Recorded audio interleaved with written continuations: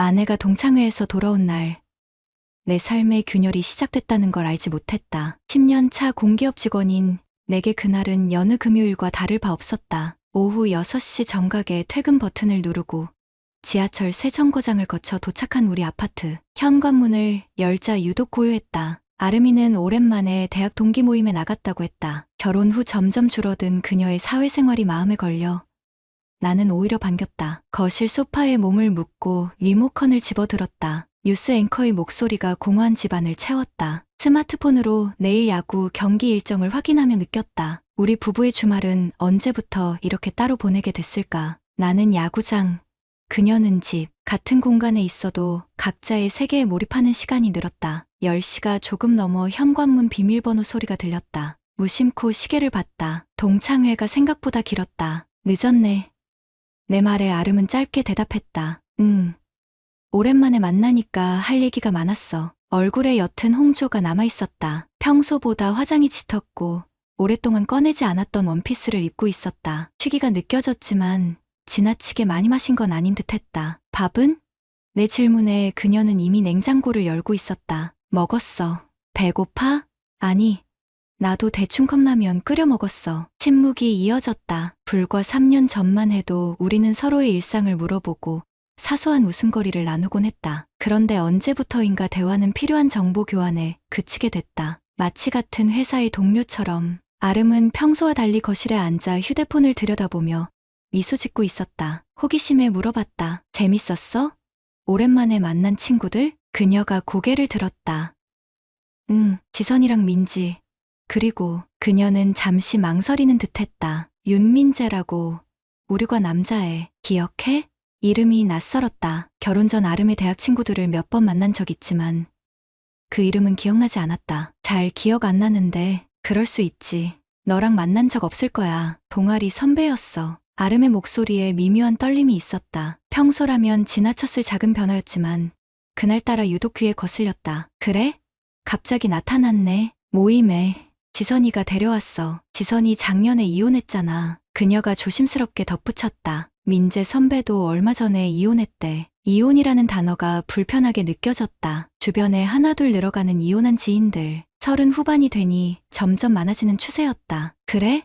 그랬구나. 더 이상 묻지 않기로 했다. 아름은 샤워를 한다며 자리를 떴다. 그녀가 방으로 들어가기 전 문득 돌아보며 말했다. 민재 선배가 재밌는 얘기 해줬어. 결혼 생활이 꼭 행복해야 할까? 라고. 내 눈을 똑바로 보지 않고 던진 말이었다. 평소 같았다면 웃어넘겼을 이야기인데 그날은 어쩐지 가슴 한편이 서늘해졌다. 무슨 소리야 그게? 가벼운 투로 물었지만 목소리가 의도치 않게 딱딱하게 나왔다. 아름은 어깨를 으쓱했다.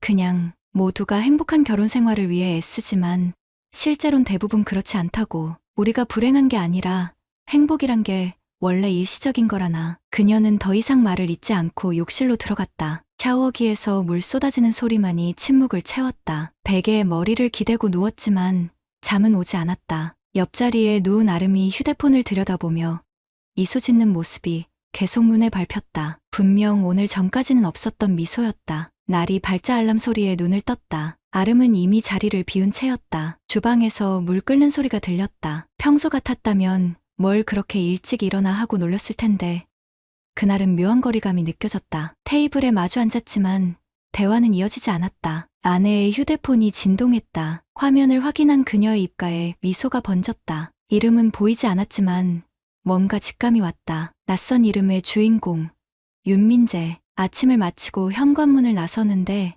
아름의 목소리가 들렸다. 오늘 저녁에 지선이랑 약속 있어. 늦을 것 같아. 뒤돌아보니 평소와 다른 옷차림이었다. 오랫동안 입지 않던 원피스, 새로 산 듯한 구두. 평소라면 당연히 그래, 조심해서 다녀오라고 답했을 텐데 그날은 이상하게 가슴 한쪽이 무거웠다. 그래도 표현하지 않고 고개만 끄덕였다. 회사로 가는 지하철 안. 손에 든 휴대폰으로 윤민재를 검색했다. 수많은 동명이인 중에 아내의 그 사람을 찾을 수는 없었다. 하지만 왠지 뒷목이 서늘했다. 무언가가 시작되고 있다는 직감이 들었다. 그날 이후 우리 집에 미묘한 변화가 생겼다. 아내의 휴대폰이 밤낮으로 울리기 시작했다. 처음엔 단순히 오랜만에 만난 친구들과 연락을 주고받는 거라 생각했다. 하지만 아름의 표정이 휴대폰을 볼 때마다 달라지는 것을 놓치지 않았다. 특히 야근으로 집에 늦게 들어온 날, 거실 소파에서 웃음소리를 내며 메시지를 보내는 모습이 눈에 들어왔다. 지선이랑 단톡방 만들었어. 예전 동아리 사람들이랑 내 시선을 의식했는지 그녀가 먼저 말했다. 평소라면 그저 그래? 라고 대답했을 텐데 그날은 묘한 불안감에 질문이 튀어나왔다. 민재라는 사람도 있어? 그녀의 손가락이 잠시 멈췄다. 응. 왜? 아니, 그냥 자연스럽게 넘어가려 했지만 아내의 눈빛이 달라졌다. 마치 내가 사생활을 침해한 것처럼 날카로워진 눈매. 주말이 되자 아름은 다시 외출을 준비했다. 샤워를 마치고 나오는 그녀에게서 낯선 향수 냄새가 났다. 우리 결혼 기념일에 내가 선물했던 향수가 아니었다. 옷장 앞에서 고민하던 그녀는 평소 입지 않던 원피스를 꺼내 입었다. 오늘은 어디 가? 무심한 척 물었다. 지선이랑 영화 보기로 했어. 거울을 보며 머리를 매만지던 그녀가 대답했다. 전화기를 들어 지선의 번호를 찾아보려다 그만두었다. 아내를 의심하는 내 모습이 낯설었다. 이런 적 없었다. 그렇게 아름은 5시쯤 나갔고 나는 불안한 마음으로 집에 남았다. 밤 11시. 아내가 돌아왔다. 알코올 냄새와 함께 영화 재밌었어? 물었다. 응. 그녀는 잠시 말을 고르는 듯했다. 마지막에 좀 아쉬웠지만 무슨 영화 봤는데? 순간 그녀의 눈이 흔들렸다. 그 새로 나온 로맨스 영화 제목이 기억이 안 나네. 거짓말이었다. 10년 넘게 함께한 사람의 거짓말은 금방 알아챌 수 있었다. 가슴 한편이 무너져 내리는 느낌이었지만 더는 묻지 않았다. 그날 밤 아내가 잠든 후 나는 조심스럽게 그녀의 휴대폰을 살폈다. 암호가 바뀌어 있었다. 예전에는 서로 핸드폰 암호를 공유했었다. 보일 게 없으니까 라는 이유로. 그런데 이제는 달라졌다. 다음 날 아침 아내가 샤워하는 동안 우연히 그녀의 노트북이 열려 있는 것을 보았다. 이메일 화면이었다. 스크롤을 내리자 낯선 이름이 눈에 들어왔다. 윤민재. 제목은 어제 고마웠어요였다. 열기도 전에 샤워실 문이 열리는 소리가 들려 급히 원래 화면으로 돌려놓았다. 회사에서도 업무 중에도 머릿속은 온통 그 이메일뿐이었다. 어제라면 지선과 영화를 본다던 날이었다. 손이 떨리는 것을 느끼며 휴대폰을 꺼내 지선의 SNS를 찾아보았다. 어제의 흔적은 없었다. 대신 3일 전 제주도 여행 사진이 올라와 있었다. 지선은 어제 아름과 함께 있지 않았다. 점심시간 혼자 식당에 앉아 생각에 잠겼다. 10살 차이의 첫 여동생이 태어났을 때 부모님의 관심이 온통 그쪽으로 쏠렸던 기억이 떠올랐다. 그때의 그 소외감과 지금의 감정이 묘하게 겹쳤다. 누군가에게 빼앗기는 느낌, 그것도 내가 가장 소중히 여기던 사람을. 사무실로 돌아와 아내에게 문자를 보냈다. 오늘 저녁에 우리 같이 먹을까? 10분 후 답장이 왔다. 미안해. 오늘 부장님이 회식하자고 하셔서 다음에 먹자. 이번엔 회사에 핑계를 대는군. 가슴이 답답했다. 퇴근 후 슈퍼에서 맥주 한 팩을 사들고 집으로 향했다. 현관문을 열기 전 잠시 서성였다. 이제 이 집에 들어가면 무엇이 날 기다리고 있을까? 10년 전 결혼식 날 꿈에 그리던 신혼집 문을 열던 때와는 전혀 다른 감정이었다. 집은 비어 있었다. 식탁에 포스트잇이 붙어 있었다. 회식 끝나고 지선이네 갈 것 같아. 늦을 거야. 냉장고에 반찬 있어. 메모지 아래 부분에 지워진 흔적이 보였다. 빛에 비춰보니 희미하게 민재 선배도라는 글자가 보였다. 마치 처음에는 그렇게 썼다가 지운 것 같았다. 냉장고를 열었지만 식욕은 사라진 지 오래였다. 맥주만 따라 마시며 텔레비전을 켰다. 프로그램은 흘러갔지만 내용은 하나도 들어오지 않았다. 밤이 깊어갔다. 마지막 맥주캔을 비우고 침대에 누웠다. 아름의 베개를 끌어안자 낯선 향기가 번졌다. 새 향수 냄새, 누구를 위한 것일까? 갑자기 미친 듯이 휴대폰을 열고 인터넷을 뒤지기 시작했다. 불륜 증거 수집 방법, 아내 바람 증거, 상간자 소송, 평생 검색하지 않을 것 같던 단어들이 내 검색창을 채웠다. 한 법률 사이트에서 카카오톡 대화나 문자 메시지가 상간자 소송에서 중요한 증거가 된다는 내용을 읽었다. 위치 정보, 사진, 녹음 자료도 유효하다고 했다. 모든 증거를 수집해야 한다는 생각에 사로잡혔다. 그렇게 해야만 진실을 마주할 수 있을 것 같았다. 아내의 휴대폰은 이제 나에게 닫혀 있었다. 하지만 다른 방법이 있을 거야. 반드시. 자정이 넘어 현관문 소리가 들렸다. 불을 꺼둔 방에 누운 채 아내가 들어오는 소리를 들었다. 발소리는 평소보다 가벼웠다. 샤워 소리도 들리지 않았다. 어쩌면 이미 다른 곳에서 씻고 온 건지도 모른다. 그리고 이상한 확신이 들었다. 그녀는 지선의 집에 있지 않았다. 윤민재라는 남자와 함께였다. 쓰라린 현실을 받아들이려 해도 마음 한구석에선 여전히 믿고 싶었다. 오해일지도 모른다고. 하지만 이제 나는 알아야 했다. 정확히 무슨 일이 벌어지고 있는지. 의심은 나를 다른 사람으로 만들어가고 있었다. 아내의 귀가 시간을 몰래 메모하고 휴대폰을 볼 때마다 어깨 너머로 훔쳐보는 내 모습이 낯설었다. 결혼 이후 한 번도 해본 적 없는 행동들이었다. 아름이 출근한 후 그녀의 서랍을 뒤졌다. 메모장, 영수증, 오래된 사진들 사이에서 아무것도 찾지 못했다. 노트북은 비밀번호가 걸려 있어 접근할 수 없었다. 그녀가 쓰던 다이어리도 몇 주 전부터 자취를 감췄다. 내가 아는 아내는 정리정돈에 철저한 사람이었다. 무언가를 의도적으로 감추고 있다는 생각이 들었다. 인터넷에서 불륜 증거 수집 방법을 검색했다. 상간자 소송에서는 카카오톡 대화나 문자 메시지가 중요한 증거라고 했다. 위치 정보도 유효하다고. 그날 밤 아내의 핸드폰을 빌려야겠다고 마음먹었다. 배터리가 다 됐는데 충전기 안 가져왔어. 핸드폰 좀 빌려줄래? 평소 같았으면 아무 생각 없이 건넸을 아내였지만 그날은 달랐다. 미안.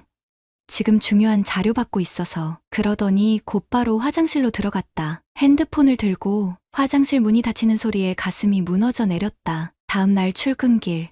아내의 가방에서 영수증 한 장이 바닥에 떨어졌다. 압구정의 한 레스토랑 영수증이었다. 두 사람 메뉴, 와인까지. 날짜는 아름이 회식이라고 했던 날이었다. 그날 밤 사무실에서 야근하며 아내의 회사 동료에게 연락해봤다. 최근 회식이 있었냐고. 없었다는 답변. 인터넷에서 윤민재를 검색해봤지만 동명이인이 너무 많았다. 이번엔 지선 윤민재로 검색했다. SNS 페이지가 하나 나왔다. 지선의 친구 목록에 윤민재가 있었다. 프로필 사진은 선글라스를 낀 남자였다. 나이는 39. 자기소개란에는 디자인 스튜디오 대표라고 적혀 있었다. 그의 페이지를 훑어보니 이혼 후 자유로운 생활을 즐기는 듯한 사진들이 많았다. 제주도, 발리, 도쿄. 혼자가 아닌 여자와 함께 찍은 사진들도 있었지만 얼굴은 모자이크 처리되어 있었다. 그중 한 사진이 눈에 들어왔다. 지난주 업로드된 사진 속 테이블 위에는 아내가 좋아하는 와인 브랜드가 놓여 있었다. 그리고 테이블 가장자리에 희미하게 보이는 여성의 손, 선명한 반지,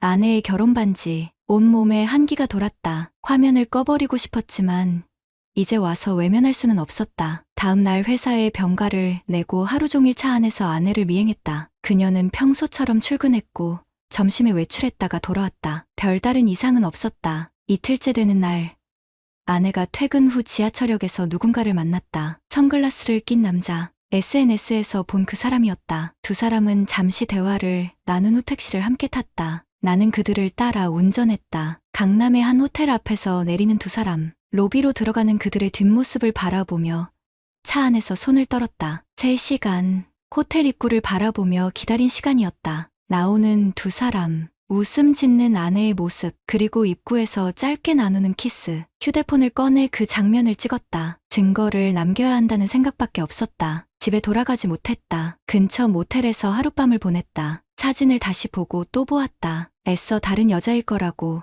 착각일 거라고 자신을 속이려 했지만 소용없었다. 아내였다. 낯선 남자와 함께. 다음 날 아침 변호사 사무실을 찾아갔다. 그동안 수집한 증거들, 영수증, SNS 캡처, 그리고 어제의 사진을 보여주었다. 상간자 소송을 준비하고 싶습니다. 변호사는 차분하게 자료들을 검토했다. 증거가 더 필요합니다. 직접적인 메시지나 대화 내용, 호텔 기록 같은 것들이 있으면 좋겠네요. 돌아오는 길, 갑자기 울컥하는 감정에 차를 길가에 세웠다. 핸들에 머리를 기댄 채 울음이 터져 나왔다. 생각해보니 아내와 마지막으로 제대로 대화한 게 언제였는지 기억도 나지 않았다. 우리는 언제부터 서로에게 이렇게 낯선 사람이 되었을까? 집으로 돌아왔을 때 아내는 출근한 후였다. 평소라면 그녀가 출근하기 전에 함께 아침을 먹었을 시간이었다. 침실에 들어가 옷장을 열었다. 아내의 옷가지 사이에서 낯선 쇼핑백을 발견했다. 안에는 새 속옷 세트가 있었다. 가격표도 그대로 붙어 있었다. 그동안 결혼기념일이나 생일에 선물했던 것과는 전혀 다른 스타일이었다. 바닥이 무너지는 기분이었다. 그 순간 현관 비밀번호 소리가 들렸다. 아내가 돌아온 것이다. 옷장을 급히 닫았다. 왜 이렇게 일찍 왔어? 당황한 그녀의 목소리. 몸이 안 좋아서. 내 목소리가 떨렸다. 그녀의 눈이 내 손에 들린 쇼핑백을 향했다. 순간 그녀의 얼굴이 창백해졌다. 더 이상 숨길 수 없는 진실이 우리 사이에 놓였다. 그녀의 얼굴이 순식간에 창백해졌다. 손에 든 쇼핑백과 내 시선이 마주친 순간 모든 가면이 벗겨진 듯했다. 거실로 나와 소파에 앉았다. 아름은 현관에 그대로 서 있었다. 앉을래? 내 목소리는 놀랍도록 담담했다. 그녀는 천천히 걸어와 맞은편에 앉았다. 몸은 앉았지만 눈빛은 도망치고 싶다고 말하고 있었다. 윤민재. 맞지? 아름의 눈이 커졌다. 내가 그 이름을 언급할 거라고는 예상하지 못했던 모양이다. 어떻게? 중요하지 않아. 나는 휴대폰을 꺼내 호텔 앞에서 찍은 사진을 보여주었다. 내가 보고 싶었던 건 이게 아니었는데 그녀는 말없이 고개를 숙였다. 방어하거나 부정할 기력도 없어 보였다. 눈물이 뺨을 타고 흘러내렸다. 그냥 얘기하고 싶었던 거야. 처음엔 그녀가 속삭이듯 말했다. 결혼하기 전처럼 누군가와 대화하는 게 그리웠어. 누군가 내 말에 귀 기울여주는 느낌. 가슴이 아팠다. 내가 언제부터 그녀의 말에 귀 기울이지 않게 되었을까? 우리는 언제부터 이렇게 멀어졌을까? 내가 부족했던 거야? 물었다. 그녀는 고개를 저었다. 아니, 우리 둘 다였어. 그냥 각자의 자리에서 편안하다고 착각했던 거지. 너는 일과 취미에, 나는 집안일과 업무에. 침묵이 이어졌다. 창문으로 들어오는 햇살이 우리 사이에 놓인 먼지를 비추고 있었다. 10년이라는 세월이 쌓인 먼지. 왜 진작 말하지 않았어? 내 목소리가 떨렸다. 말했어. 수없이. 그녀의 눈에 서린 비통함이 느껴졌다. 하지만 넌 듣지 않았어. 우리가 함께하는 시간도, 대화도 점점 줄어들었지. 내가 나를 본 건 언제였어? 정말로 본 게 아니라 그냥 내 옆에 있는 사람 말고. 그 말이 가슴을 찔렀다. 지난 몇 년간 아내를 어떻게 대했는지 돌이켜보니 그녀가 맞을지도 모른다는 생각이 들었다. 하지만 그것이 바람을 피울 이유가 될 수는 없었다. 그래서 다른 남자를 찾은 거야? 내가 대화를 안 해줘서? 아니, 그런 단순한 이유가 아니야. 그녀는 깊게 한숨을 내쉬었다. 나는 그냥 누군가의 아내, 며느리, 직원 말고 나 자신이 되고 싶었어. 민재 선배는 그런 나를 봐줬어. 네가 찾은 건 사랑이 아니라 해방이었겠지. 입에서 나온 말이 나를 놀라게 했다. 하지만 맞는 말이었다. 그녀는 갑자기 울음을 터뜨렸다. 그랬을지도 몰라. 미안해. 정말 미안해. 공허한 사과였다. 미안하다면 처음부터 그러지 않았겠지. 하지만 곧 분노는 무력감으로 바뀌었다. 밤새 뒤척이며 상상했던 분노의 폭발은 없었다. 그저 깊은 상실감만이 남았다. 변호사를 만났어. 내가 말했다. 참가자 소송도 생각해봤고. 그녀의 눈이 커졌다. 제발 그러지 마. 민재 선배는 걱정 마. 하지 않기로 했어. 그런다고 달라질 게 없으니까. 변호사가 했던 말이 떠올랐다. 참가자 소송은 감정적으로 고통스러운 과정이며 위자료는 통상 1,000만 원에서 3,000만 원 정도라고. 그런 돈보다 더 중요한 것은 내 마음의 평화였다. 그리고 이 결혼을 어떻게 할 것인지 결정하는 것. 이제 어떻게 할 거야? 그녀가 물었다. 그 질문에 대한 답은 나도 알 수 없었다. 10년 넘게 함께한 사람을 하루아침에 내칠 수도, 용서할 수도 없었다. 다만 확실한 건 이전과 같은 결혼 생활로는 돌아갈 수 없다는 것이었다. 당장은 모르겠어. 다만 당분간 각자 생각할 시간이 필요할 것 같아. 그녀는 고개를 끄덕였다. 나 며칠 지선이네 가 있을게. 짐을 싸는 아내를 침묵 속에 지켜봤다. 작은 가방에 필요한 것들을 담는 그녀의 뒷모습이 낯설게 느껴졌다. 아름이 떠난 후 집은 이상하리만치 고요했다. 벽에 걸린 웨딩 사진을 바라보며 생각했다. 그때 우리는 어디로 사라진 걸까? 다음 날 출근하지 않고 집에 머물렀다. 마음을 정리하고 싶었다. 사실 우리 결혼 생활에서 무엇이 잘못되었는지 돌아보고 싶었다. 외로움에 대한 그녀의 말이 계속 맴돌았다. 나는 정말 그녀를 외롭게 했던 걸까? 오후 초인종이 울렸다. 지선이었다. 아내의 짐을 더 가지러 왔다고 했다. 도연 씨, 미안해요. 이런 상황에서 마주치게 되어서. 괜찮아. 아름이는 어때? 지선은 잠시 망설이다 대답했다. 많이 힘들어해요. 그래도 민재 선배는 이제 안 만나기로 했대요. 그래? 무덤덤하게 대답했지만 의외의 안도감이 느껴졌다. 지선이 떠나기 전 뜻밖의 말을 남겼다. 저도 똑같은 실수를 했었어요. 외로움에 다른 남자를 찾았다가 결국 이혼했죠. 후회해요. 매일. 아름이도 그럴 거예요. 문이 닫히고 홀로 남은 집안을 둘러보았다. 부부의 흔적이 곳곳에 남아있었다. 함께 찍은 사진들, 여행 기념품들, 서로 선물했던 소품들, 열해 넘게 쌓인 추억들은 하루아침에 지울 수 없었다. 휴대폰을 들어 아내에게 문자를 보냈다. 천천히 생각해. 서두를 필요 없어. 한 달이 지났다. 아름은 지선의 집에 머물다 결국 돌아왔다. 짐을 풀고 익숙한 듯 주방으로 향하는 그녀를 보며 이상한 감정이 밀려왔다. 그리움과 분노, 후회와 체념이 뒤섞인 감정이었다. 침실은 내가 써. 나는 서재에서 지낼게. 내 말에 그녀는 아무 말 없이 고개를 끄덕였다. 우리의 일상은 외견상 정상으로 돌아왔다. 아침에 일어나 커피를 마시고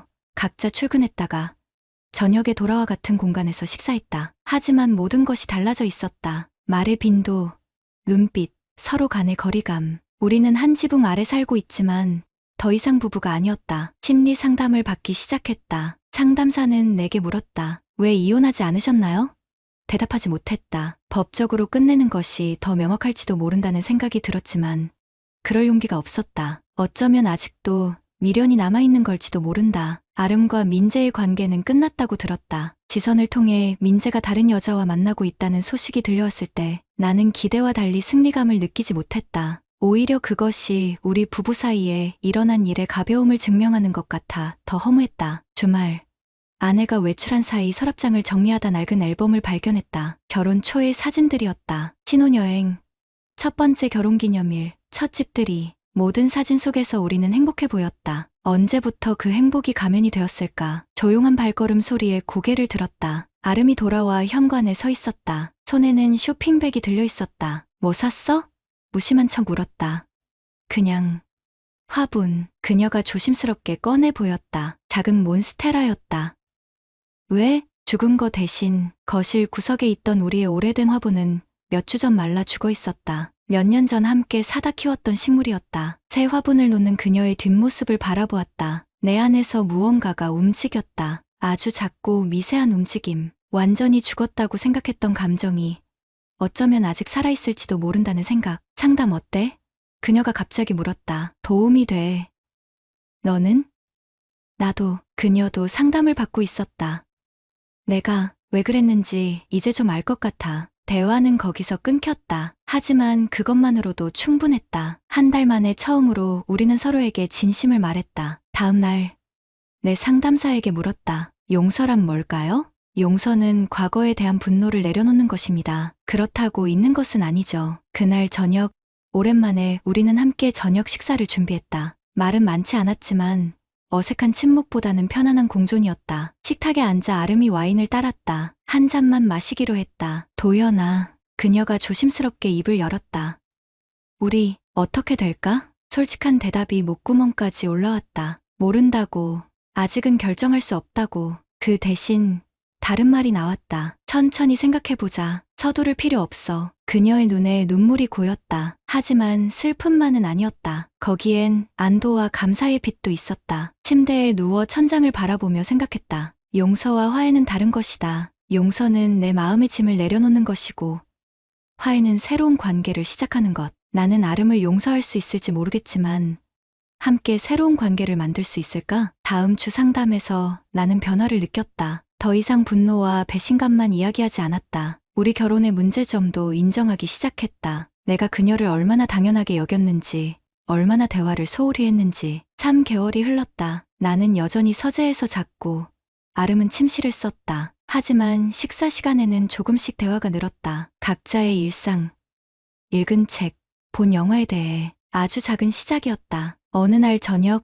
아름이 내게 종이 한 장을 건넸다. 심리 상담에서 쓴 편지였다. 처음으로 그녀는 자신의 실수를 온전히 인정했다. 왜 그랬는지, 얼마나 후회하는지, 나에게 얼마나 미안한지. 그리고 마지막 문장. 우리의 결혼이 전과 같을 수는 없겠지만 다시 시작할 수 있을까요? 그 질문에 당장 답하지 않았다. 하지만 처음으로 가능성을 느꼈다. 깨진 도자기는 다시 온전해질 수 없지만 금으로 이어 붙인 긴치기처럼 새로운 아름다움을 찾을 수도 있지 않을까? 다음 주말, 우리는 처음으로 함께 외출했다. 전시회였다. 사람들 사이에서 나란히 걷는 동안 가끔 우연히 손이 스쳤다. 잡지는 않았지만 피하지도 않았다. 집으로 돌아오는 길, 아름이 물었다. 이제 우리는 뭘까? 부부는 아닌 것 같아. 내가 말했다. 아직은. 그녀는 고개를 끄덕였다. 이해했다는 듯이. 집에 도착해 거실에 앉았다. 벽에 걸린 결혼사진을 바라보는 아름의 시선이 느껴졌다. 그녀는 천천히 일어나 사진을 내렸다. 한순간 심장이 멎는 것 같았다. 그런데 그녀는 액자에서 사진만 조심스럽게 꺼내 찢었다. 왜?